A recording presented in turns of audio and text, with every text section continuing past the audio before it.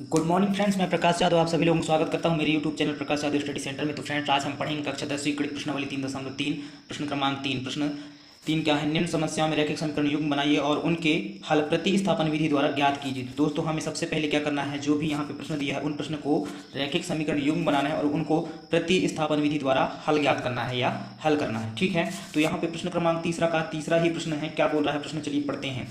एक cricket team के coach 7 बल्ले तथा 6 गेंद रुपए 3,800 में खरीदी। बाद में उसने 3 बल्ले तथा 5 गेंदें रुपए 1,750 में खरीदी। प्रत्येक बल्ले और प्रत्येक गेंद का मूल्य ज्ञात कीजिए। तो दोस्तों, यहां पर हमें क्या करना है, एक बल्ले और एक गेंद का मूल्य ज्ञात करना है। तो चलिए ज्ञात करते हैं। तो फ्रेंड्स, यहां पे हम मानेंगे, माना अच्छा से लिख लेता हूं। माना एक बल्ले की मूल्य x रुपए तथा एक गेंद की मूल्य y रुपए है। अब यहां से दोस्तों प्रश्नानुसार सबसे पहले यहां पे लिखेंगे प्रश्नानुसार। प्रश्न में जो बोल रहा है उसके अनुसार हमें अब करना है हल। तो देखिए प्रश्न में क्या बोल रहा है, एक क्रिकेट टीम के कोच ने 7 बल्ले तथा 6 गेंद रुपए 3,800 में खरीदी। तो हमने यहाँ पे एक बल्ले का कीमत x रुपए रखे हैं, तो 7 बल्ले का कीमत कितना हो जाएगा, 7x हो जाएगा, तथा 6 गेंद का कीमत कितना हो जाएगा, क्योंकि एक गेंद की कीमत हमने y रखे हैं, तो 6 गेंद की कीमत हो जाएगा धन 6y। क्योंकि इन दोनों का कीमत है 7 बल्ले और 6 गेंदों का कीमत है 3800, इसलिए इन दोनों को हम धन किए हैं, क्योंकि दोनों का कीमत जोड़कर कितना बन रहा है, बोल रहा है 3800। तो बराबर यहाँ पे लिखेंगे हम 3800। ये बन गया आपका समीकरण नंबर 1। दोस्तों, आप कमेंट्स करके पूछ सकते हैं अगर आपको समझ में नहीं आया है तो। अब हम आगे देखते हैं बाद में। तो यहां पे हम लिखेंगे बाद में। बाद में क्या हुआ है, उसने 3 बल्ले तथा 5 गेंदें रुपए 1,750 में खरीदी। किसने? क्रिकेट टीम के एक कोच ने।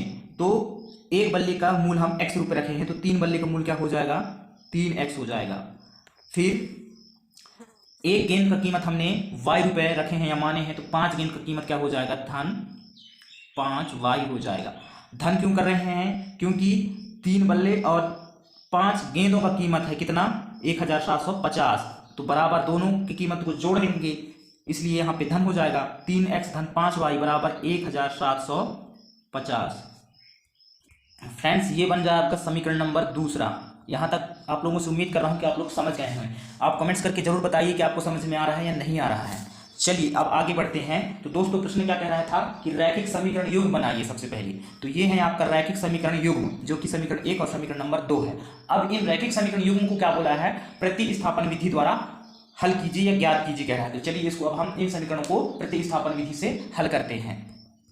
तो फ्रेंड्स, यहां से अब हम प्रतिस्थापन विधि से हल करेंगे। तो यहां पे हम लिखेंगे समीकरण नंबर 1 से x का मान निकाल लेंगे पक्षांतर करके। तो यहाँ पे लिखेंगे समीकरण नंबर 1 से हमारा समीकरण नंबर 1 क्या है, 7x धन 6y बराबर 3,800। ये आपका समीकरण नंबर 1 है दोस्तों। यहाँ से हमें x का मान निकालना है, तो सबसे पहले x लिखेंगे, फिर बराबर 3800 को लिखेंगे। तो यहाँ पे भी बराबर है 3800।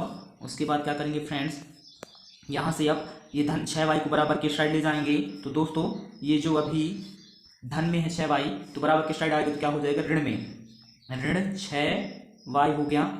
उसके बाद दोस्तों, यहाँ से तो x निकाल लिए थे, 7x से 7 को ये लिख लिए हैं, लेकिन अब यहाँ पे ये 7 बच रहा है। तो ये 7 जो है गुणा के रूप में है x के साथ, तो इसको भी बराबर किस साइड लाएंगे, 3,008 के साइड लाएंगे।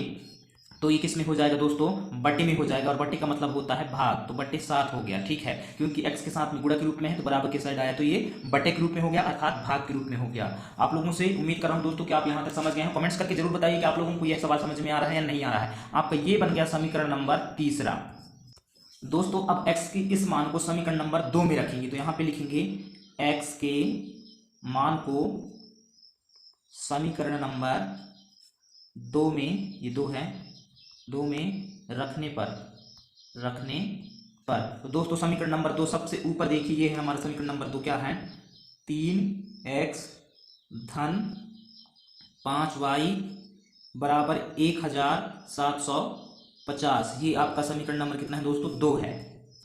तो दोस्तों यहाँ पे हमें x का मान रखना है। कहाँ से? समीकरण नंबर 3 से। तो यहाँ पे देखिए सबसे पहले 3 है तो 3, फिर x बोल रहा है, तो x के स्थान पे आप देख सकते हैं x बराबर क्या दिया है समीकरण नंबर 3 में? 3800। तो 3800 ऋण 6y दिया है, तो ऋण 6y, फिर बटे 7 दिया है, तो बटे 7। इसको रखेंगे कोष्टक में। ये x बराबर दिया है दोस्तों, तो यहाँ पे x के स्थान पे ये x के मान रख दिए, ठीक है। फिर धन 5y है, यहाँ पे ये धन 5y है, तो धन 5y, फिर बराबर क्या दिया है? 1750। तो 1750। अब यहाँ से क्या होगा फ्रेंड्स? 3 का गुणा 3800 के साथ हो जाएगा और ऋण 6y के साथ हो जाएगा, और ये 7 का गुणा हो जाएगा 5y के साथ, और यही 7 का गुणा हो जाएगा 1750 के साथ। तो चलिए कर लेते हैं गुणा। तो दोस्तों 3 का गुणा सबसे पहले 3800 के साथ करेंगे, तो क्या हो जाएगा? 3 शून्यम शून्य, फिर 3 शून्यम शून्य, और 3 का गुणा 8 के साथ होगा, तो 8 त्रिक 24 की 4, हाथ सिलाई 2, और 3 का गुणा फिर 3 के साथ होगा, तो 3 तिहाई 9, 10, 11। तो यहाँ पे आ गया इकाई दहाई सैकड़ा हजार 10,000 11,400। ठीक है फ्रेंड्स, यहाँ तक क्लियर हुआ। 3 का गुणा 3800 के साथ हो तो कितना आया? 11,400। अब 3 का गुणा 6y के साथ करेंगे, तो ऋण है तो पहले ऋण लगा दीजिए, और 3 छंग 18, y है साथ में तो y। अब 7 का गुणा 5 के साथ होगा, 5y के साथ, जैसे मैं पहले बता दिया हूँ, ये 7 गुणा हो रहा है, नीचे वाली हर का 7 गुणा 5y के साथ हो रहा है, तो क्या हो जाएगा? धन है तो धन 7 पना 35y बराबर, अब 7 गुणा 1750 के साथ करेंगे, तो क्या होगा? 7 शून्यम शून्य, और 7 पना 35 की 5, हाथ सिलाई 3, और 6 सतियाँ 49, 50, 51, 52, 52 की 2, हाथ सिलाई 5, और 7 एकम 7, 7 5 12। तो यहाँ पे आ जाएगा 12। इस तरह से कितना आ गया दोस्तों? 12,250 आ गया। तो चलिए इसको अच्छे से लिख लेते हैं, 12,250। यहाँ आपको समझ में आया है या नहीं? कमेंट्स करके जरूर बताइए। देखिए एक बार मैं फिर से बता दे रहा हूँ, 3 का गुणा किसके साथ हुआ है? 3008 के साथ हुआ है, तो कितना आया है? 11,400 आया है, ठीक है, जो कि ये लिखे हैं। फिर 3 का गुणा किसके साथ किए हैं? ऋण 6y के साथ किए हैं, तो ऋण 18y आया है, जो कि कहाँ लिखे हैं? ये लिखे हैं। समझ रहे हो आप? चलिए और बता रहा हूँ कैसे हुआ है यहाँ पे। फिर ये 7 का गुणा जो है किसके साथ किए हैं? 7 गुणित ये 5y के साथ किए हैं, तो 5y का 7 गुणा किए हैं, तो कितना आया है? 35। यहाँ पे y है तो y रहेगा, 35y आएगा, ठीक है। उसके बाद फिर क्या हुआ है? फिर 7 का गुणा 1750 के साथ किए हैं दोस्तों, तो 12,250 आया है। उम्मीद कर रहा हूँ फ्रेंड्स कि आप यहाँ तक समझ गए हैं। चलिए अब आगे बढ़ते हैं। अब यहाँ क्या होगा दोस्तों? देखिए 11,400 है तो 11,400, और ऋण 18 धन 35, इन दोनों के बीच में क्या हो जाएगा? घट जाएगा। तो 35y में 18y को क्या कर देते हैं? घटा देते हैं, है ना, क्योंकि दोनों y जाति के हैं, तो आपस में एक धन में और एक ऋण में, इसलिए आपस में क्या हो जाएंगे? घट जाएंगे। तो यहाँ से 3 से 1 उठा देते हैं, 5 तो ये बन गया 15, और यहाँ पे बच गया 2। अब 15 में 8 जाएगा, कितना बचेगा दोस्तों? 7 बचेगा। तो यहाँ पे 7, और साथ में y है इनके, तो y लिख दीजिए, और यहाँ पे 2 बच रहा है, तो 2 में 1 जाएगा, कितना बचेगा? 1 ही बचेगा। इस तरह से कितना बच रहा है? 17, y है तो y, तो इस तरह से यहाँ पे आएगा धन 17y, धन 17y आएगा, क्योंकि 35 बड़ी है 18 से, और 35 में धन का चिन्ह है, इसलिए हमारा उत्तर आया है 17। तो 17 में भी धन का चिन्ह रहेगा। उम्मीद कर रहा हूँ कि आप यहाँ तक समझ गए हैं। चलिए अब आगे बढ़ते हैं। फिर बराबर क्या है?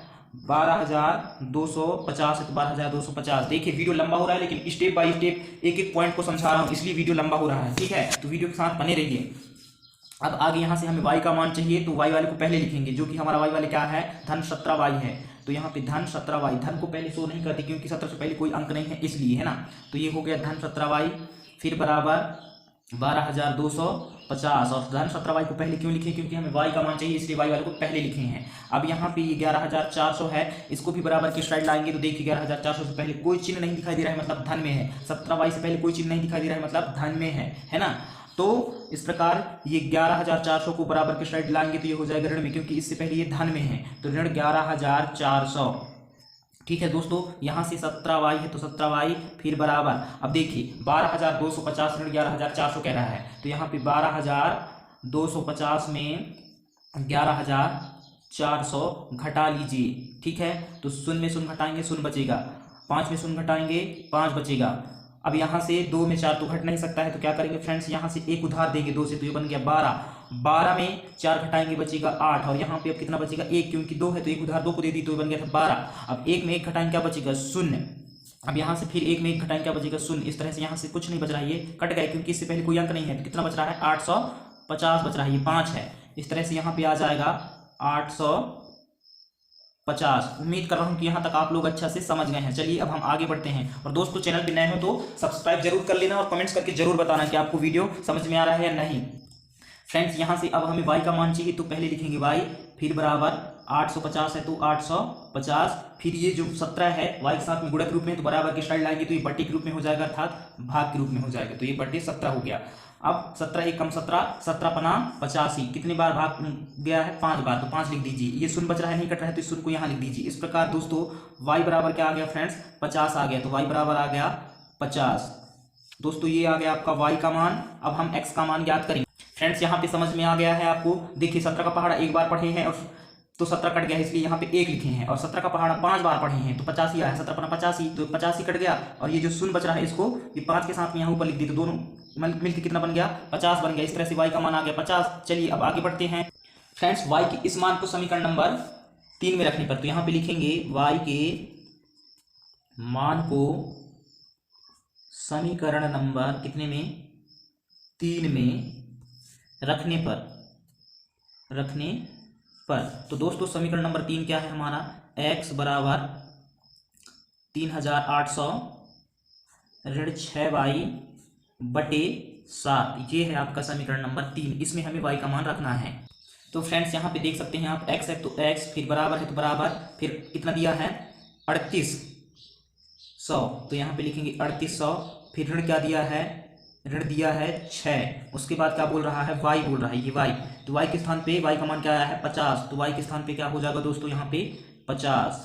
ठीक है, कोष्टक के अंदर रखेंगे, और ये बट्टे 7 है तो इसको ये इसी का बट्टे 7 है यहाँ पे, तो वो वहीं भी रहेगा। उसके बाद बट्टे 7 है तो इसका भी बट्टे यहाँ पे ये 7। उम्मीद कर रहा हूँ दोस्तों कि आप लोग समझ गए हैं। देखिए x है तो x बराबर है तो बराबर, 3800 है तो 3800 लिख लिए, ऋण 6 है तो 6, फिर y बोल रहा है तो y का मान आया 50, तो y के स्थान पे 50, बट्टे 7 है तो बट्टे 7। चलिए अब आगे बढ़ते हैं। अब यहाँ आगे क्या होगा फ्रेंड्स, x है तो x, फिर बराबर है तो बराबर, और 3800 या 3800 आप कह सकते हैं, तो 3800 है तो 3800, और ऋण 6 कोष्टक के अंदर 50, तो कोष्टक का मतलब होता है गुणा, यानी कि ऋण 6 गुणित 50 है, तो ऋण 6 गुणित 50 कर लेते हैं। ठीक है, तो क्या आएगा 6 शून्य शून्य, और 6 गुणा 5 के साथ होगा तो क्या होगा 6 पंछे 30, 6 पंछे 30, तो दोस्तों कितना आ गया 300। लेकिन यहाँ पे ऋण है 6 में और 50 में कोई चिन्ह नहीं, मतलब धन है, तो पहले चिन्ह को गुणा करेंगे तो क्या हो जाएगा धन ऋण का ऋण, इस तरह से कितना आ गया ऋण 300। तो दोस्तों इस प्रकार ऋण 6 गुणा 50 के साथ करते हैं तो कितना आता है ऋण 300, तो यहाँ पे लिखेंगे ऋण 300। ऋण 6 गुणा 50 के साथ हो गया, क्योंकि कोष्टक का मतलब होता है गुणा। अब बट्टे 7 है तो बट्टे 7, यहाँ से अब हमें x का मान, अब क्या होगा दोस्तों यहाँ पे x का मान चाहिए, तो x बराबर देखिए 3800 ऋण कितना बोल रहा है 300, तो 3800 ऋण 300 कर दीजिए, तो शून्य का शून्य, फिर शून्य में शून्य घटाए शून्य, 8 में 3 घटा बचा 5, और 3 जो कितने उतर गए, इस प्रकार कितना आ गया 3500। तो दोस्तों 3800 में 300 घटा दिए तो कितना बच गया 3500, तो यहाँ पे लिखेंगे 3500, और 3800 बड़ी है, 38 में धन का चिन्ह है, तो हमारा उत्तर जो 3500 है उसमें भी धन का चिन्ह रहेगा, है ना। उम्मीद कर रहा हूँ कि आप लोग यहाँ तक समझ गए हैं। अब यहाँ पे बटे कितना है 7 है तो बटे 7, फिर 7 ही कम 7, 7 पना 35, तो 5 लिख दिए। अब ये 2 शून्य बच रहे हैं तो इन दोनों शून्यों को उठा के यहाँ पे लिख देते हैं। तो इस प्रकार यहाँ पे हमारा जो x का मान आ रहा है दोस्तों, क्या आ रहा है x बराबर आ रहा है 500, ये आपका x का मान है।